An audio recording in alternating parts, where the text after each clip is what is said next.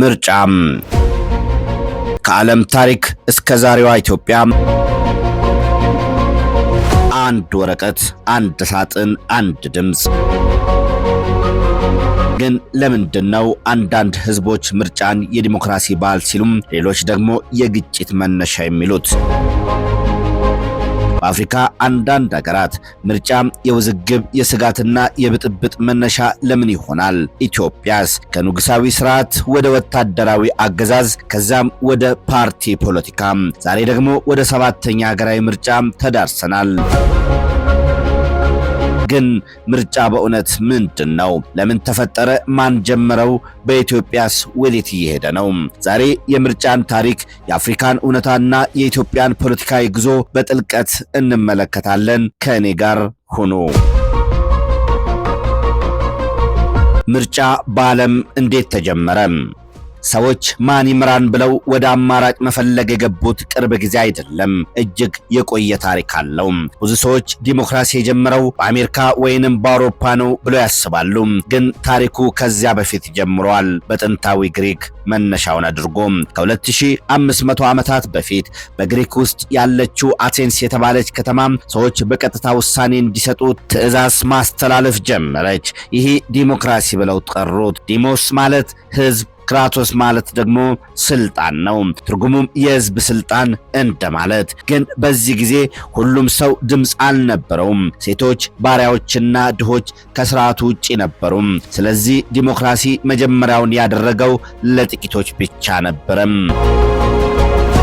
የነገስታት ዘመን ከዚህ በኋላ ለብዙ መቶ ዓመታት አብዛኛው ዓለም በነገስታት ይተዳደር ነበር። ንጉሶች እግዚአብሔር መረጠን በማለት ይገዙ ነበር። ህዝብ መሪ አይመርጥም፣ ስልጣን በዘር ይተላለፋል። በ1989 ዓመተ ምህረት በፈረንሳይ ምድር አንድ ታላቅ ድምጽ ተሰማ። ያ ድምጽ የንጉሶች አልነበረም፣ የባለሀብቶችም አልነበረም። የተራበው የተጨቆነው የድምጽ መብት የተነፈገው የህዝብ ድምጽ ነበር። በዚያ ዘመን ፈረንሳይ በንጉስ ሉዊስ ትተዳደር ነበር። ንጉሱና መኳንንቱ በቅንጦት ይኖሩ ነበር። ህዝቡ ግን በረሃብ፣ በከባድ ግብርና፣ በፍትህ እጦት ይሰቃይ ነበር። እርሻውን የሚያርሰው ገበሬ፣ ቀን ቀን የሚደክመው ሰራተኛ እንኳን ሀገሩ ላይ ምን እንደሚወስን ለመናገር መብት አልነበረውም። ህዝብ ጥያቄ ማንሳት ጀመረ። ለምን ንጉስ ብቻ ይወስናል? ህዝብ ድምጽ ለምን አይኖረውም? ሀገር የጥቂቶች ናት ወይንስ የሁሉም? እነዚህ ጥያቄዎች በቀላሉ አልቆሙም፣ ወደ አብዮት ተቀየሩ። ፍሬንች ሪቮሉሽን በእሳት እንደሚቀጣጠል ንፋስ በፈረንሳይ ተስፋፋ። ህዝቡ የፍርሃትን ሰንሰለት ሰበረ። የንጉሳዊ ስርዓት መሰረት አናወጠ። የፓስቲል እስር ቤት መውደቅ የህዝብ ቁጣ መልእክት ሆነ። አብዮተኞች አንድ አዲስ ሐሳብ አመጡ። ስልጣን ከህዝብ ይመነጫል። ይህ በዚያን ጊዜ እጅግ አስደንጋጭ ሐሳብ ነበር። ምክንያቱም ለዘመናት ሰዎች ንጉስ በእግዚአብሔር ፍቃድ ይገዛል ብለው ያምኑ ነበር። ነገር ግን የፈረንሳይ አብዮት ህዝብ ነው የሀገር ባለቤቱ ብሎ ዓለምን አስተማረ። ከዚያም በኋላ የምርጫ ሐሳብ በዓለም በቀስታ መጠናከር ጀመረ። ሰዎች መሪያቸው በውርስ ሳይሆን በድምጻቸው መምረጥ እንዳለባቸው ማመን ጀመሩ። የዜግነት የእኩልነትና የህዝብ ስልጣን ሐሳቦች ከፈረንሳይ ወጥተው ወደ አውሮፓና ወደ ዓለም ተዘረጉ። ስለዚህ 1989 የፈረንሳይ አብዮት የተራ የመንግስት ለውጥ ብቻ አልነበረም፣ ድምጼ ይሰማ ብሎ የተነሳ የህዝብ ጩኸት ነበር። ዛሬ ብዙ ሀገራት የምናየው የምርጫ ስርዓት የፓርላማ ሐሳብና የህዝብ ተሳትፎ መሰረቱ ከዚያ ታሪካዊ አብዮት አግኝቷል። አሜሪካና ዘመናዊ ምርጫ። አሜሪካ ከእንግሊዝ ነፃ ከወጣች በኋላ ህዝቡ መሪዎቹን በምርጫ እንዲመርጥ ስርዓት ተገነባ። ከዚያ በኋላ ዓለም ቀስ በቀስ ወደ ምርጫ መንገድ ገባ። ግን ምርጫ ሁሉ ሰላም አያመጣም፣ አንዳንዴ ጦርነትን ይወልዳል። ምርጫ በአፍሪካ ከ1960ዎቹ ጀምሮ ብዙ ሀገራት ከቀኝ ግዛት ነፃ ሆኑ። ነፃነት ከመጣ በኋላ ህዝብ ራሱን ይምረጥ የሚል ሐሳብ ተስፋፋ። ግን ችግሩ የጀመረው እዚህ ነው። ብዙ አፍሪካ ሀገሮች ፖለቲካ ከብሔር፣ ከጎሳ፣ ከሃይማኖትና ከክልል ጋር ተያይዞ ተገነባ። ስለዚህ ምርጫ ማለት አንዳንዴ ማን ይግዛ ብቻም ሳይሆን ማን ይቆጣጠር የሚል ጥያቄ ሆነ።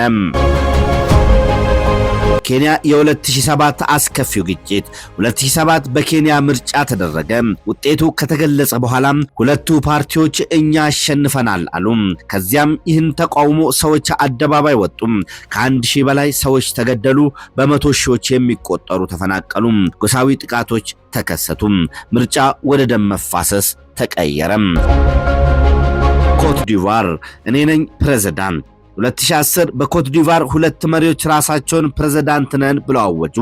አገሪቱ ወደ ጦርነት ገባች። በሺዎች የሚቆጠሩ ሰዎች ተገደሉ። ዚምባብዌ የፍርሃት ምርጫ። በሮቤርት ሙጋቤ ዘመን ብዙ ምርጫዎች ተካሂደዋል። ግን ተፎካካሪዎች ማስፈራራት፣ ግፍና ስር እንዳለ ይናገሩ ነበር። ስለዚህ ብዙ አፍሪካውያን የሚጠይቁት ምርጫ ብቻውን ዲሞክራሲ ማለት ነው የሚል ጥያቄ ነው። የአፍሪካ ትልቁ ችግር ብዙ ጊዜ ችግሩ ምርጫው ሳይሆን የተቋማት ደካማነት፣ የሕግ አለመከበር፣ የፖለቲካ ጥላቻ፣ የብሔር ፖለቲካ፣ የስልጣን ፍላጎት፣ የውጭ ጣልቃ ገብነት ናቸው። ስለዚህ ምርጫ በአፍሪካ አንዳንዴ የተስፋ ምልክት ነው፣ አንዳንዴ ደግሞ የፍርሃት። ሁሉም የአፍሪካ የምርጫ ታሪክ ግጭት ብቻ አይደለም።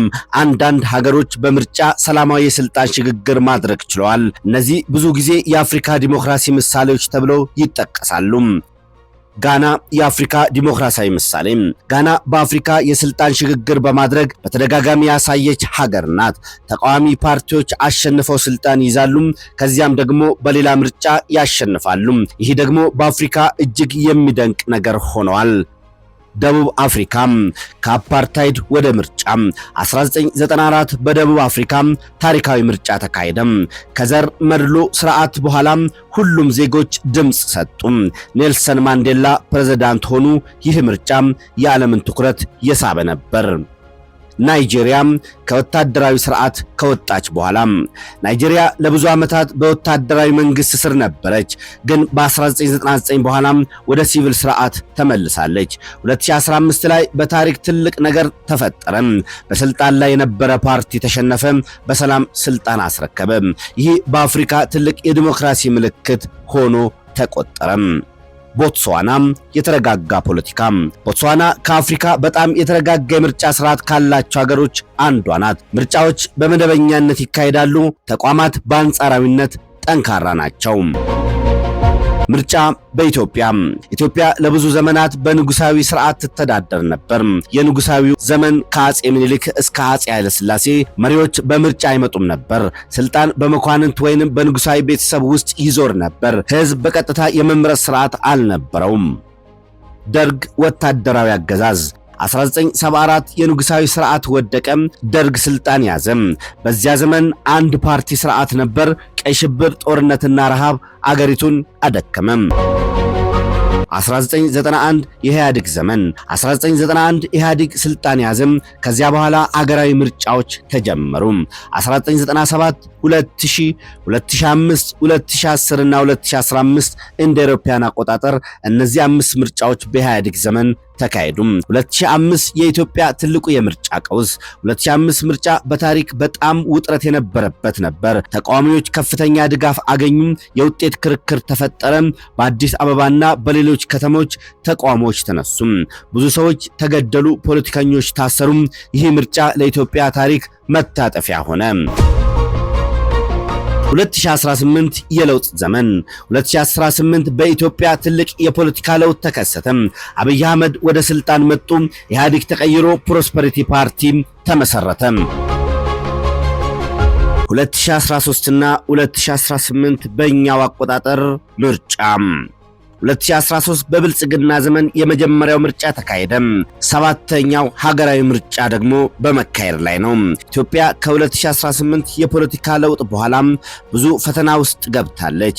የፖለቲካ ውጥረት፣ የጸጥታ ችግር፣ የኢኮኖሚ ጫና፣ ግጭቶች እና በተለያየ አካባቢዎች ያሉ አለመረጋጋት፣ እነዚህ ሁሉ ቢኖሩም መንግስት ምርጫ መቆም የለበትም የሚል አቋም ይዞ ቆይቷል። ይህ ደግሞ በብዙ ደጋፊዎች የዲሞክራሲ ሂደት እንዳይቋረጥ የተደረገ ጥረት ምክንያት በማለት ገልጸውታል። ምክንያቱም በብዙ አፍሪካ ሀገራት ችግር ሲፈጠር ምርጫዎች ይሰረዛሉ፣ አንዳንዴ ወታደራዊ መንግስቶች ይመጣሉ ወይንም ስልጣን ይራዘማል። ኢትዮጵያ ግን በችግር ውስጥ ሆናም ምርጫ እንደ መንግስታዊ ስርዓት ለማስቀጠል ሞክራለች። በደጋፊዎቿ ዘንድም የተቋማዊ ጥንካሬ እንደሆነ ይታያል። ብልጽግና ፓርቲ ብዙ ጊዜ በሚያቀርበው መልእክት ስልጣን የሚገኘው በህዝብ ድምጽ ነው የሚለውን ሐሳብ ያጎላል። ፓርቲው ምርጫን የህዝብ ፍቃድ መገለጫ፣ የፖለቲካ ውድድር መድረክ፣ የተቋማት ጥንካሬ መለኪያ፣ የሀገር አንድነት ሂደት እንደሆነ ይገልጻል። በተለይ ሀገር በፈተና ውስጥ ብትሆንም ህዝብ የመምረጥ መብቱን መቀጠል አለበት የሚለውን አቋም